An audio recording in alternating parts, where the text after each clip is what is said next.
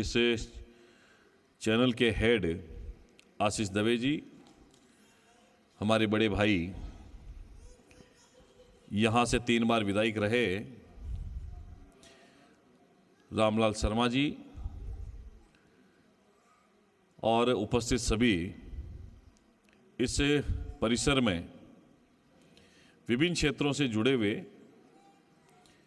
सभी बुद्धिजीवी वर्ग के नौजवान साथी, बड़े बुजुर्ग, जयपुर ग्रामीण के भामाशाहगण, इस कार्यक्रम को स्पॉन्सर करने वाले संस्थाएं और उपस्थित मीडिया के सभी साथियों का मैं स्वागत करता हूं, अभिनंदन करता हूं। मेरा सौभाग्य है कि मुझे आज जी राजस्थान के इस ऐसे मंच पर आने का अवसर मिला है जहां हमने जयपुर ग्रामीण की उन प्रतिभाओं को सम्मानित करने का मौका मिला जिन्होंने सामाजिक सरोकार में, सामाजिक सेवाओं में बहुत अच्छे काम किए। जब ये भी हम लोग देख रहे थे,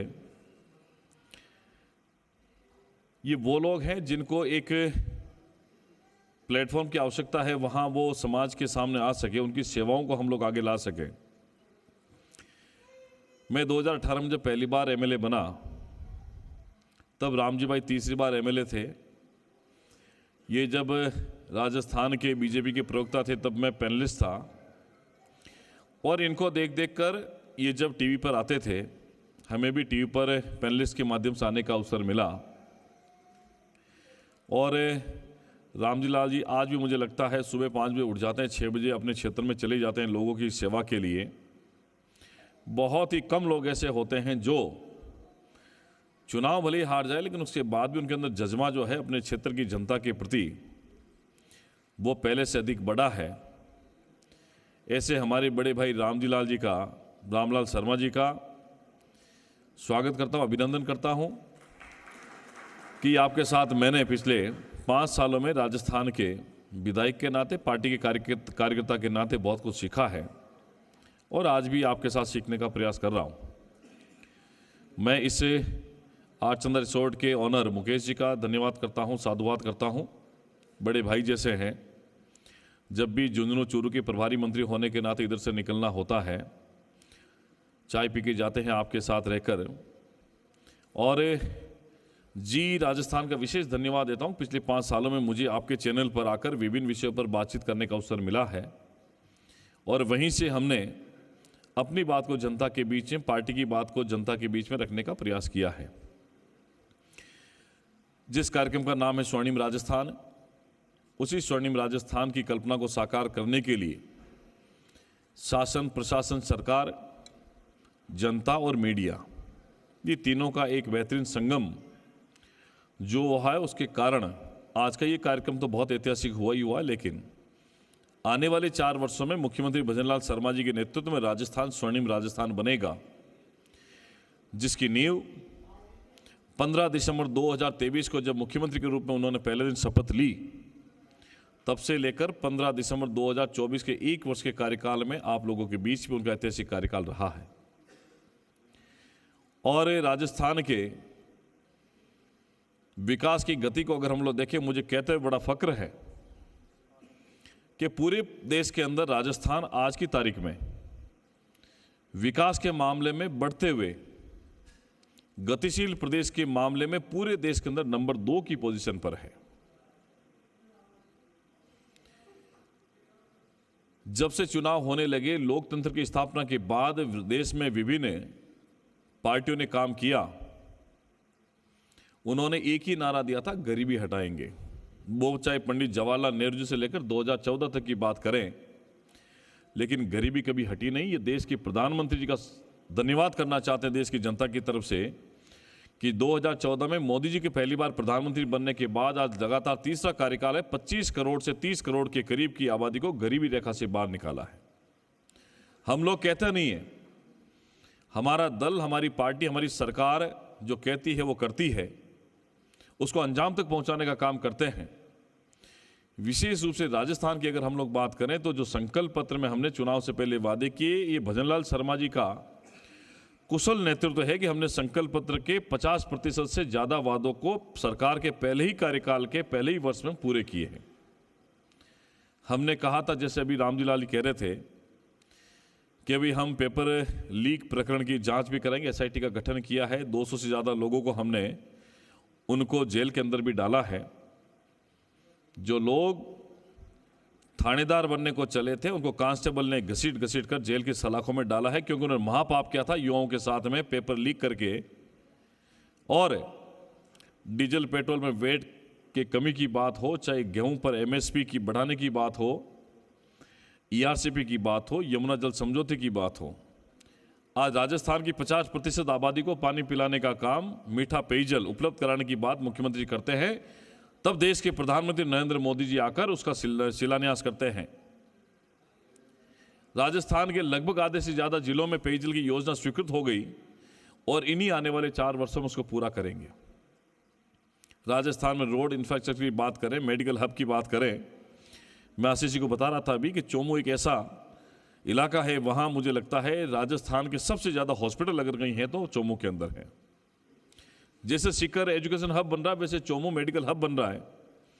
आने वाले समय में आपको मेडिकल एक यहाँ गोष्ठी करनी पड़ेगी। मेडिकल आपका उस क्षेत्र में भी आपको वो लोग जिन्होंने मेडिकल में अच्छा काम किया है, आज भी बहुत लोगों को हमने सम्मानित किया हॉस्पिटलिटी के अंदर, उनको भी आगे आने वाले समय आपके साथ भी कार्यक्रम करना पड़ेगा आपको, जैसा आप बता रहे हैं। पूर्ववर्ती सरकारों के समय मैं सोचता हूँ कि आलोचना करना कोई विषय नहीं रहता है। जी राजस्थान जो मीडिया का एक प्रमुख सेंटर है हमारा, लोकप्रियता के मामले में, टीआरपी के मामले में जो जनहितैषी बातें हो, राजस्थान को आगे बढ़ाने की बात हो, उस विषयों को लेकर लगातार आप अच्छा काम कर रहे हैं। मैं आपको बधाई देता हूं जी न्यूज़, जी राजस्थान के इस चैनल को और पूरे मीडिया के परिवार को। 2014 से पहले सोशल मीडिया बहुत कम था, लेकिन जैसे ही नरेंद्र मोदी का आगमन देश की राजनीति के अंदर हुआ, उसके बाद सोशल मीडिया में एक बड़ा ज्वार सा उत्पन्न हुआ और आज गांव ढाणी की हर एक छोटी खबरें सोशल मीडिया के माध्यम से, मीडिया के माध्यम से हम लोगों के पास में आती है और लोगों का सोच, लोगों का विचार वो भी बड़ा है। आज किसी गांव ढाणी के अंदर नाली खराब है तो आज वो सीधा मंत्री को बोलते हैं, एमपी को बोलते हैं, एमएलए को बोलते हैं, जबकि हमें पता ये काम सारा सरपंच का है, वार्ड मेंबर का है। लेकिन फिर भी लोगों का जो सोशल मीडिया के माध्यम से सजगता बढ़ी है, उसके कारण भी गाँव की समस्या है नीचे के स्तर से ऊपर तक पहुँची। मीडिया के अंदर जो बात आती है उसके ऊपर संज्ञान लेकर, चाहे कोई भी जनप्रतिनिधि हो, चाहे सरकार कोई हो, कोई भी व्यक्ति हो, अगर संजीदा व्यक्ति होता है, संजीदा सरकार होती है, उस पर संज्ञान लेती है। हम लोग जब न्यूज़ देखते हैं, उसके अंदर कोई प्रकरण आता है, मीडिया के अंदर कोई छपता है, उसको संज्ञान में लेते हुए उसको दुरुस्त करने का काम भी हम लोग करते हैं। बहुत लोग ऐसे होते जो मीडिया को सहन नहीं कर पाते। मैं मानता हूं, मैं राजनीति में मंत्री के रूप में काम कर रहा हूं, जाने अनजाने हमसे भी कोई चूक होती है, मीडिया के माध्यम हमारे पास में आती है, हम उसको सुधार करने का प्रयास करते हैं।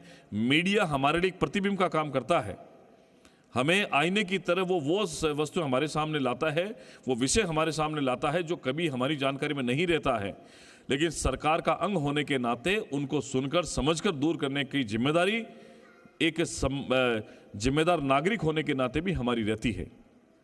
मैंने जी राजस्थान के बहुत कार्यक्रम में पार्टिसिपेट किया है, मैं लगातार आता रहता हूं, लेकिन आज का ये विशेष कार्यक्रम जब आशीष जी ने और शशि जी ने और आपकी पूरी टीम ने इस कार्यक्रम के बारे में मुझे बताया तो मुझे बड़ा अच्छा लगा। तो मैंने कहा मुझे इस कार्यक्रम में आना चाहिए, जहां इस परिसर के अंदर बैठे बहुत बुद्धिजीवी वर्ग के लोग हैं, उनसे मिलने का अवसर भी मिलेगा और ऐसे लोगों के साथ बातचीत करने का अवसर मिलेगा जिन्होंने समाज में बहुत अच्छे अच्छे काम किए हैं। प्रधानमंत्री मोदी जी सबका साथ सबका विकास की बात करते हैं और जी राजस्थान भी सबका साथ सबका विकास की बात करता है। राजस्थान के विकास की रफ्तार को आगे बढ़ाने का काम भी जी राजस्थान करता है और जो राजस्थान सरकार ने काम किए हैं इसी मीडिया चैनल के माध्यम से राजस्थान की 8 करोड़ जनता के बीच में पहुंचते हैं। अभी कुछ दिनों पहले जब चेतना जो बेटी थी हमारी बोरवेल के अंदर गिर गई, उसके बाद में कुछ प्रकरण ऐसे आए थे। मैं निश्चित ही सरकार का एक जिम्मेदार प्रतिनिधि होने के नाते आप सबसे भी आह्वान करता हूं, ये जो घटनाएं हैं कहीं न कहीं हम लोगों को भी जागरूक होने की आवश्यकता है। आज मेरे घर पर, मेरे फार्म हाउस पर अगर बोरिंग है, उसको हम लोग खुला छोड़ देंगे तो हमारे घर परिवार में वही बच्चे आते हैं जो हमारे आसपास रहते हैं, हमारे परिवार के होते हैं। अगर उनको हम लोग थोड़ा सा 100-200 रुपये 300 रुपये लगता है, उसके बाद ढक्कन लगाकर उसको बंद कर देते हैं तो कोई ज़्यादा खर्चा भी नहीं आता। इस प्रकार की ट्रेजेडी भी बच जाती है।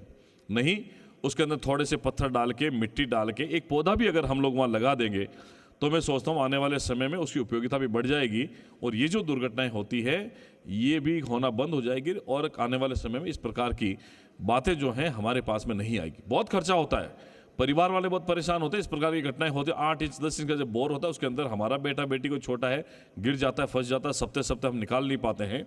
लेकिन फिर भी आने वाले समय इस बारे में भी जागरूक होने की आवश्यकता है। राजस्थान सरकार के उन कामों को भी जनता के बीच में ले जाने की हमारी जिम्मेदारी है जो जनहितैषी हो। सरकार का 1 वर्ष का कार्यकाल आप लोगों ने देखा होगा, ये पहले मुख्यमंत्री मुझे लगता है होंगे जिन्होंने अपने पहले ही कार्यकाल के अंदर, सरकार बनने के 1 वर्ष के अंदर ही जो बातें कही है उसको पूरा करके दिखाया है। अभी हमने वर्ष 2025 के अंदर 81,000 पदों की वैकेंसी निकाली है 1 साल के अंदर। 2023 से 2024 के बीच में 1 वर्ष के कार्यकाल में लगभग 1 लाख लोगों को नियुक्ति देने का काम हमने किया है। 2018 से 2023 के बीच में पूरे देश में बेरोजगारी के मामले में राजस्थान नंबर 2 पर था। 28 से लेकर 30% की बेरोजगारी दर थी यहाँ, लेकिन हमने राजस्थान में राइजिंग राजस्थान का एक इवेंट करके, जिस प्रदेश की इकोनॉमी 15 लाख करोड़ रुपए हो, जब मुख्यमंत्री सोचते हैं कि इसको बढ़ाकर 30 लाख करोड़ के करीब ले जाएंगे, तब 35 लाख करोड़ के एमओयू हो जाते हैं। और जब 35 लाख करोड़ के एमओयू हुए, 11 दिसंबर को हमारी इवेंट खत्म हुई, मुख्यमंत्री ने कहा कि हम प्रत्येक महीने की 11 तारीख को हिसाब देंगे प्रदेश की जनता को, हमने 1 महीने में क्या किया है, 12 महीने में क्या किया, प्रति वर्ष 11 दिसंबर को इस राइजिंग राजस्थान का भी हिसाब लोगों को देने वाले हैं। आज लाखों लोगों को रोजगार मिलता है।